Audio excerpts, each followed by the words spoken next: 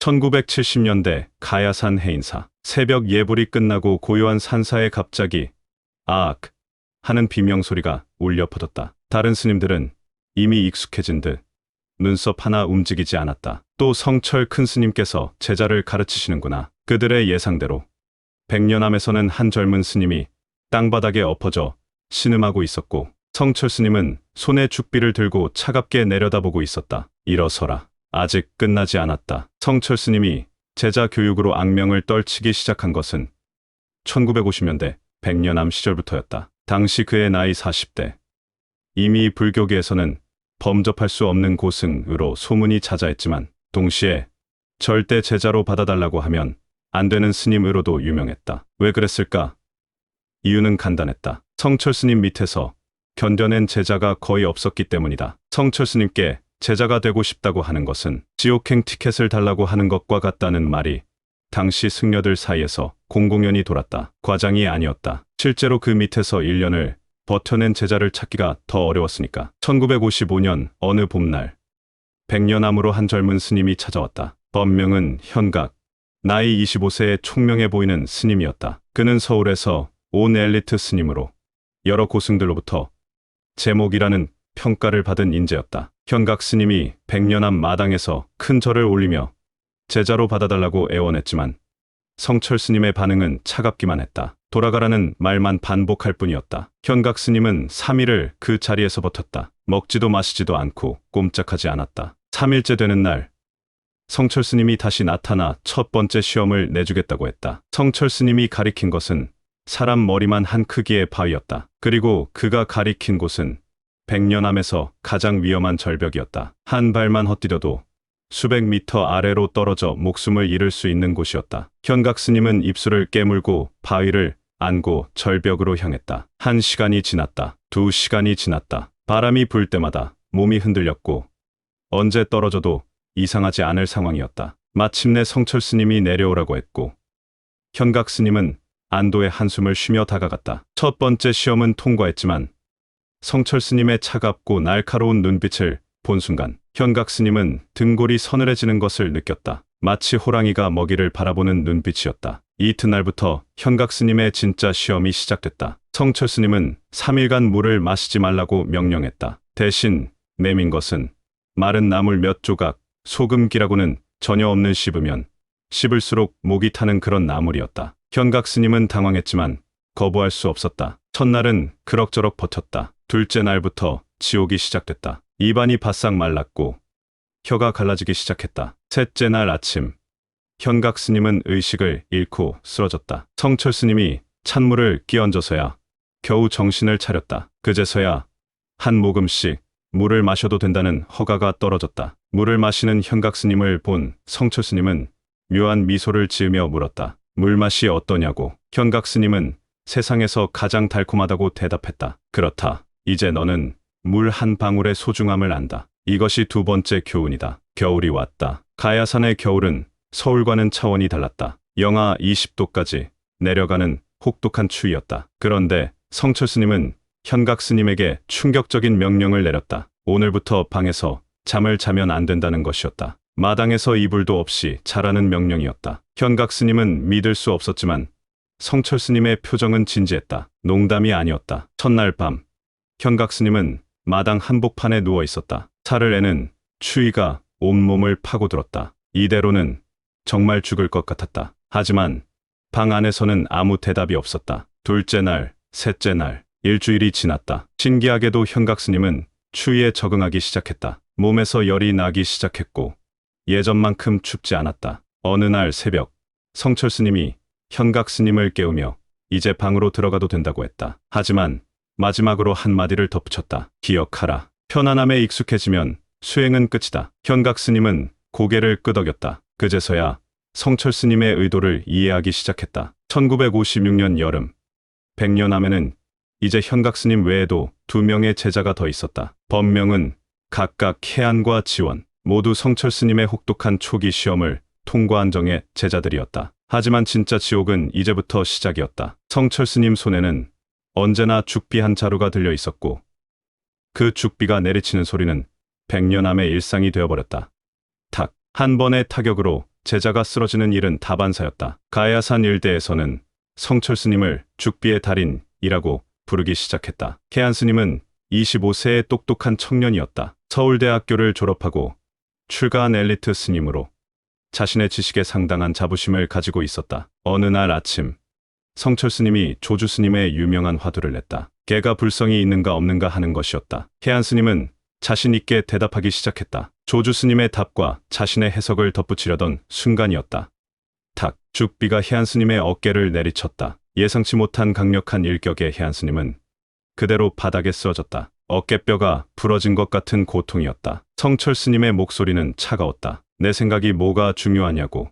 조주 스님의 말씀도 중요하지 않다고 했다. 중요한 건 너 자신이 그 개와 무엇이 다른지 아는 것이라고 했다. 해안 스님은 그제서야 깨달았다. 자신이 얼마나 자만했는지를, 머리로만 알고 있는 지식이 얼마나 허무한 것인지를. 다시 같은 질문을 받았을 때 해안 스님은 모르겠다고 대답했다. 성철 스님이 말했다. 모른다는 것이 시작이라고. 그로부터 한 달 후, 성철 스님은 새 제자에게 충격적인 명령을 내렸다. 3일간 아무것도 먹지도 마시지도 말라는 것이었다. 그 어떤 설명도 없었다. 첫날은 그럭저럭 견딜만 했다. 하지만 둘째 날부터 새 제자들은 기력이 급격히 떨어지기 시작했다. 셋째 날에는 모두 비틀거리며 걸을 수도 없을 지경이었다. 그런 상황에서도 성철 스님은 가차 없었다. 지원 스님에게 나무를 베어오라고 명령했다. 지원 스님은 비틀거리며 도끼를 들었지만 제대로 힘이 들어가지 않았다. 나무를 베기는커녕 도끼를 제대로 휘두르지도 못했다. 탁!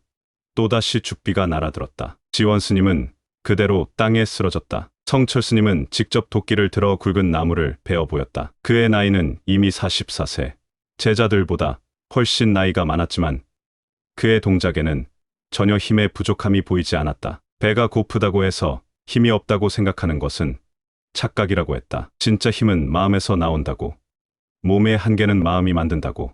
마음의 한계를 뛰어넘으라고 했다. 3일이 지나고 나서야 새 제자는 다시 음식을 먹을 수 있었다. 하지만 그들이 얻은 것은 음식이 아니라 마음의 힘에 대한 깨달음이었다. 지원 스님은 새 제자 중에서도 가장 예민한 성격이었다. 특히 벌레나 뱀 같은 것을 극도로 무서워했다. 어느 여름날, 성철 스님이 지원 스님에게 바위 밑에 있는 뱀을 잡아오라고 명령했다. 지원 스님의 얼굴이 하얗게 질렸다. 뱀을 잡으라고?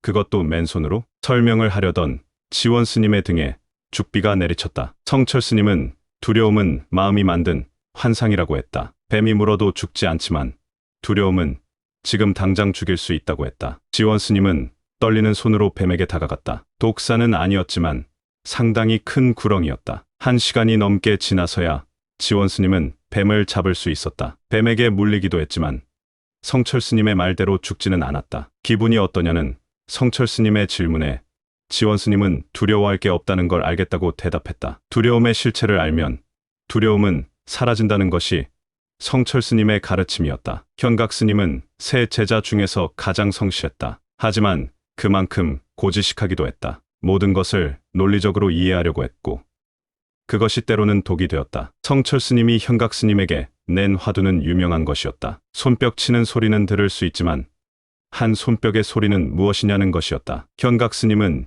이 화두에 매달렸다. 몇 날 며칠을 밤새워 생각했다. 온갖 논리를 동원해서 답을 찾으려고 했다. 한 달이 지나도록 답을 찾지 못하자 성철 스님이 답을 찾았냐고 물었다. 현각 스님이 아직이라고 대답하려는 순간 죽비가 머리를 직격으로 쳤다. 현각 스님은 정신을 잃고 쓰러졌다. 찬물을 끼얹어 깨어난 현각 스님에게 성철 스님이 말했다. 머리로 찾으려고 하면 평생 못 찾는다고.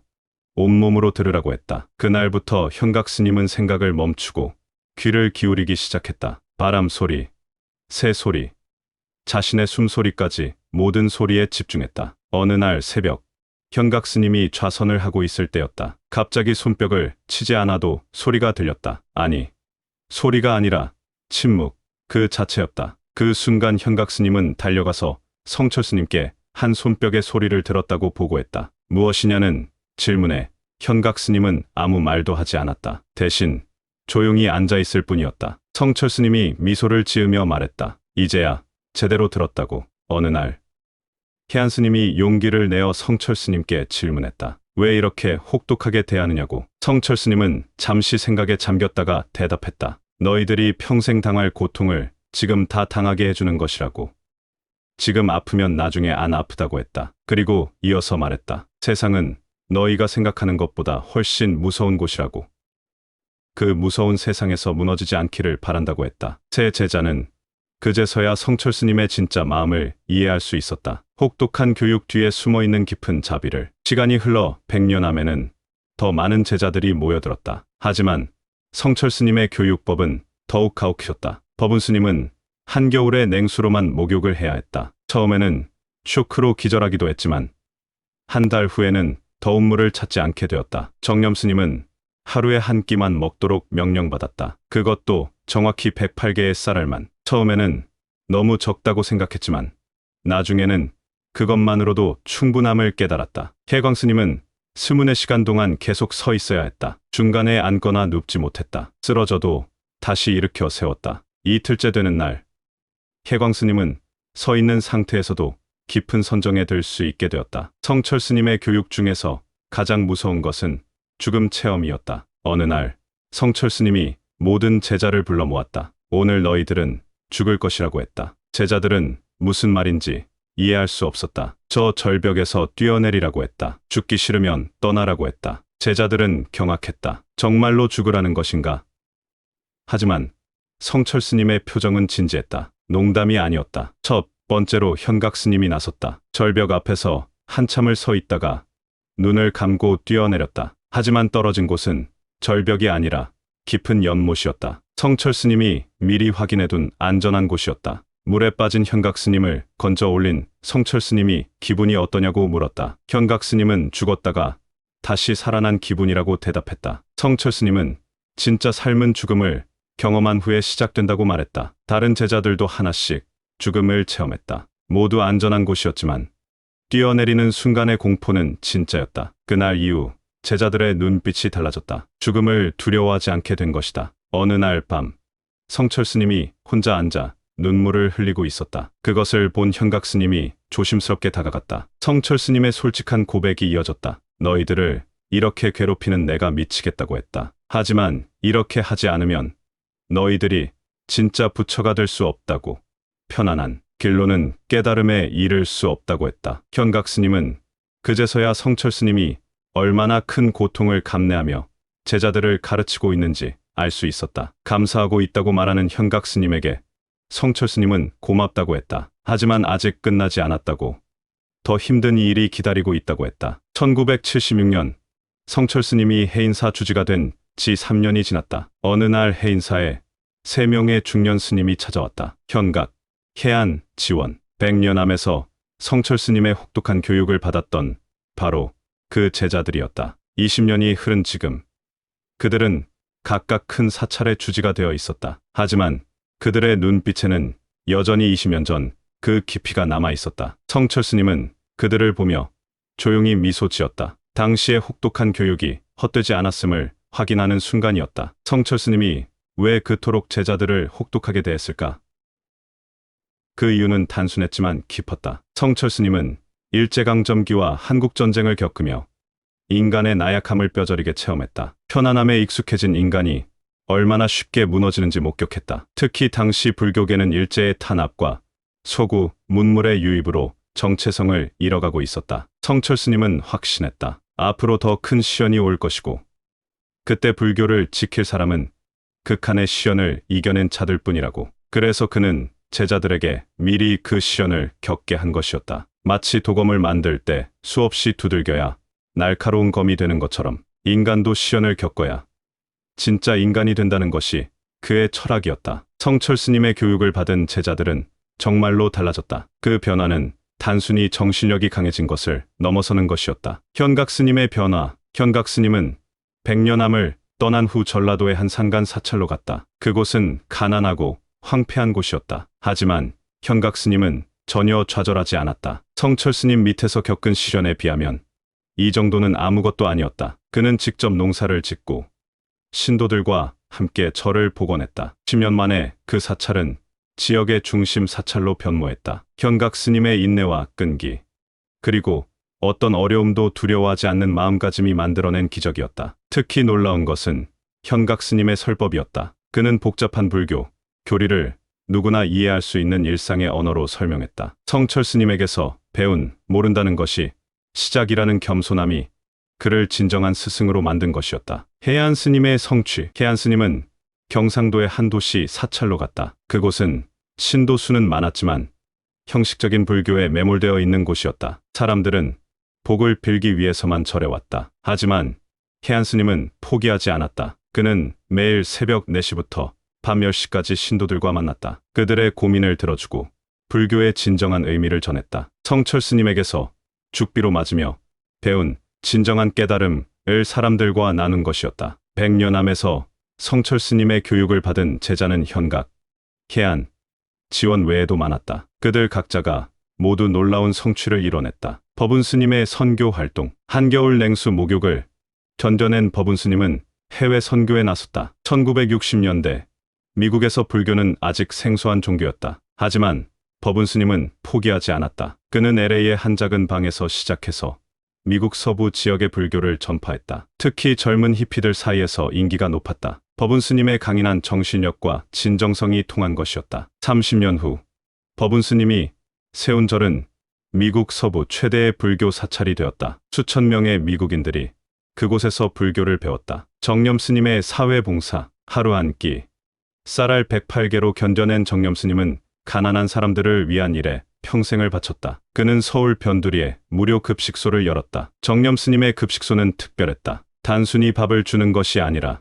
사람들의 마음까지 치유해 주었다. 성철 스님에게서 배운 마음의 힘을 가난한 사람들과 나눈 것이었다. 정념 스님의 급식소는 전국으로 퍼져나갔다. 지금도 그가 만든 시스템이 수많은 사람들을 돕고 있다. 해광 스님의 교육 혁신. 스문의 시간 서 있기를 견뎌낸 해광 스님은 불교 교육의 혁신을 가져왔다. 당시 불교 교육은 낡은 방식에 매몰되어 있었다. 젊은 스님들은 흥미를 잃어가고 있었다. 해광 스님은 새로운 교육 방법을 도입했다. 몸으로 체험하는 수행, 일상생활과 연결된 교리 해석, 현대적 언어로 번역된 경전 등이었다. 성철 스님에게서 배운 몸과 마음을 동시에 단련하는 방법을 응용한 것이었다. 해광 스님의 교육을 받은 젊은 스님들은 활력이 넘쳤다. 그들은 전국으로 퍼져나가 불교의 새로운 바람을 일으켰다. 성철 스님의 교육법을 분석해보면 몇 가지 핵심 원리가 보인다. 첫째, 한계의 돌파. 성철 스님은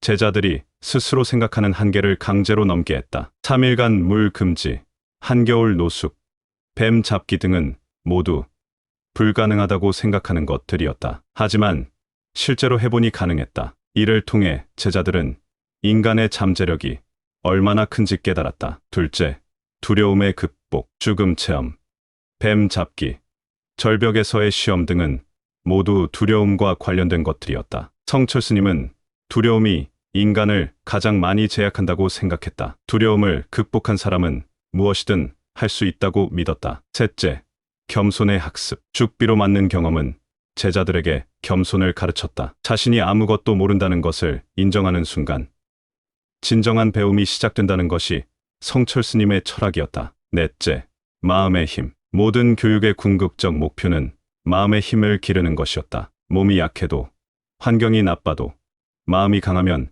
모든 것을 이겨낼 수 있다고 가르쳤다. 성철 스님의 교육법은 현대에도 많은 시사점을 준다. 하지만 한계도 있다. 긍정적 측면. 현대 사회는 편안함에 익숙해져 있다. 작은 어려움에도 쉽게 포기하는 사람들이 많다. 성철 스님의 교육법은 이런 현대인들에게 강인한 정신력의 중요성을 일깨워준다. 특히 요즘 젊은 세대들이 겪는 정신적 나약함, 쉽게 포기하는 습관, 두려움에 압도되는 모습들을 볼 때 성철 스님의 교육법이 주는 교훈은 크다. 성철 스님의 제자들이 모두 자신의 분야에서 큰 성취를 이룬 것도 우연이 아니다. 극한의 시련을 견뎌낸 정신력이 바탕이 되었기 때문이다. 한계와 주의점. 하지만 성철 스님의 교육법을 무작정 따라해서는 안 된다. 그의 교육은 특별한 시대적 배경과 개인적 역량, 그리고 깊은 자비심을 바탕으로 한 것이었다. 현대에는 더 세심하고 과학적인 접근이 필요하다. 무엇보다